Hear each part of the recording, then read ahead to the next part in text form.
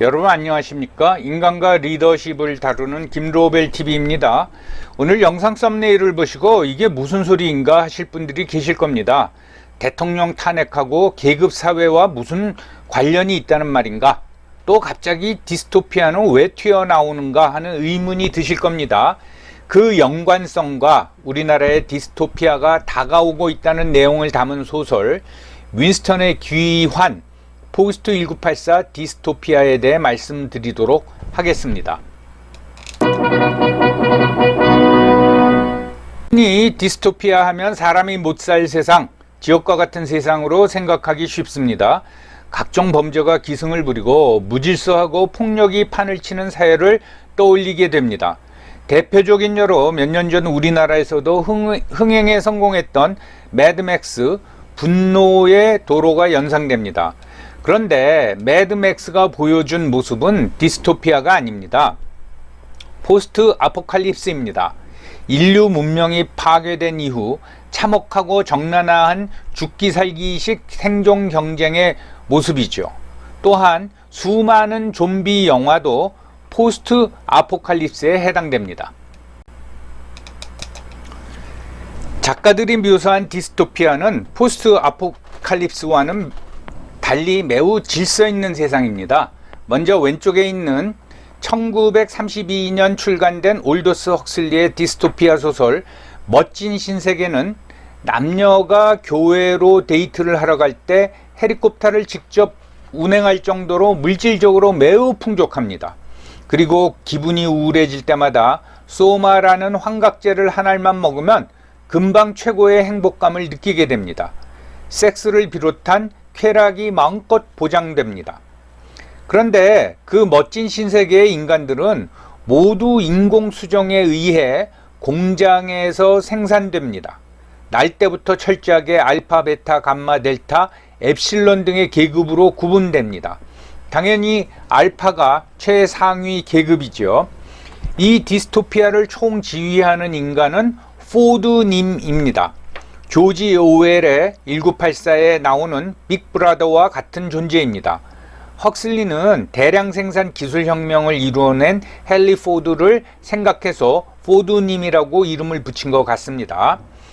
요약하면 멋진 신세계는 풍족과 쾌락이 넘치는 사회입니다. 야, 그러면 정말 멋진 신세계가 아니냐라고 생각할 수 있습니다. 그러나 그곳의 인간들은 인공수정에 의해 공장에서 찍어낸 공산품과 다름이 없으므로 자아의식이 없는 존재들입니다. 자아의식이 없기 때문에 그들이 누리는 풍족과 쾌락은 아무 의미가 없습니다. 그래서 멋진 신세계는 끔찍한 디스토피아로 분류되는 것입니다. 올더스 헉슬리의 멋진 신세계보다 17년 늦은 1949년에 출간된 오웰의 1984는 풍족하지도 않고 오히려 철저한 감시와 통제가 지배하는 사회입니다. 사회 구성원들의 신분이 내부당원, 외부당원, 프롤로 구분되는 철저한 계급사회입니다. 실존 자체를 알 수 없는 빅브라더가 지배하는 무지막지한 전체주의 사회입니다.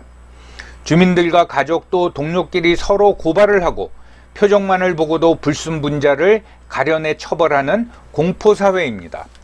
1984의 주인공 윈스턴 스미스는 그같이 숨막히는 사회에서 아주 작은 일탈을 꿈꾸다 결국 사상경찰에 연행되어 엄청난 고문을 받고 신체와 인성이 완전히 파괴된 채 풀려나옵니다.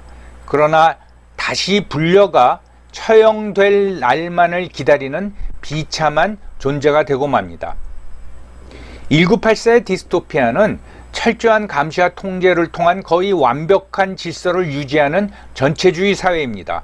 그리고 사회 구성원에게는 자아의식이 허락되지 않습니다.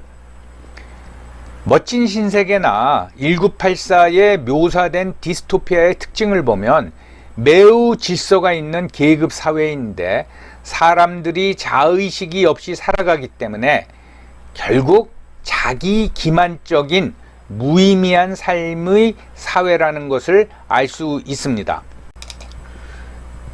저는 우리나라가 그러한 디스토피아를 닮아가고 있다고 생각합니다. 신체의 자유와 물질적 풍족을 누리고 있지만 심리적 억압 기제에 억눌린 채 항상 불안해하고 불분명한 대상에 대한 불만을 품은 채 나 이외의 타자를 불신하면서 살고 있습니다. 불안, 불만, 불신이 지배하는 사회인 것입니다. 그렇게 살아가며 무슨 진정한 행복감을 느낄 수가 있겠습니까? 그뿐 아니라 디지털의 발달로 우리의 모든 행동이 감시받고 통제당하고 있습니다. 여러분, 우리나라에 약 700만 개가 넘는 공공 CCTV가 설치되어 있는 것을 아십니까? 우리가 길에 나가면 모든 개인이 12초에 한 번씩 CCTV에 노출된다고 합니다. 누군가 마음만 먹으면은 우리의 하루 동선을 12초 단위로 파악할 수 있는 겁니다. 불안, 불만, 불신 속에서 사는 것도 힘든데 감시까지 당하고 있다? 그런 디스토피아 사회가 이미 와 있는 것입니다. 디스토피아는 철저한 계급 사회입니다. 그런데 우리나라는 이미 계층이 계급으로 고착되고 있지 않습니까? 소위 민주화 운동 유공자 자녀에게 대학 입학 특전을 주는 법을 만들려고 하지 않습니까? 그 다음 단계는 취업과 공무원 시험, 국가고시에서도 특전을 주자는 법이 나올지도 모릅니다. 이런 계급사회를 구축하여 자신들의 계급이 영구히 집권하려는 과도지배 체제적 디스토피아 국가를 구축하려는 세력이 있습니다. 여기에는 좌우 구별이 없습니다. 보수 진보할 것 없이 모든 기득권 세력이 결탁하여 이러한 시도를 하고 있는 것입니다. 여러분, 이러한 시도를 하는 기득권 세력이 생각할 때 가장 방해가 되는 존재가 누구이겠습니까? 바로 대통령이라는 존재입니다. 그들은 대통령만 없으면 입법권을 발휘하여 그러한 과도 지배체제를 쉽게 만들 수 있다고 생각합니다. 그래서 호시탐탐 대통령을 탄핵하고 내각제 개헌을 시도하려고 합니다. 2003년에는 우파와 좌파 일부 의원들이 합세해서 노무현 대통령을 탄핵 소추했습니다. 2017년에는 좌파와 우파 일부 의원들이 박근혜 대통령을 탄핵하여 아예 파면시켜 버렸습니다.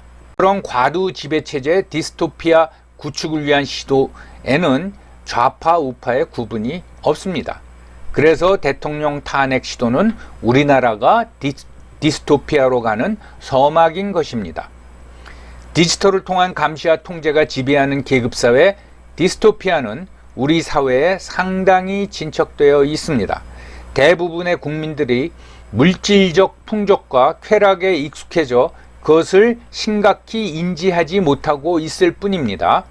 이러한 모든 문제들을 소설로 담아놓은 것이 바로 윈스턴의 귀한 포스트 1984 디스토피아입니다.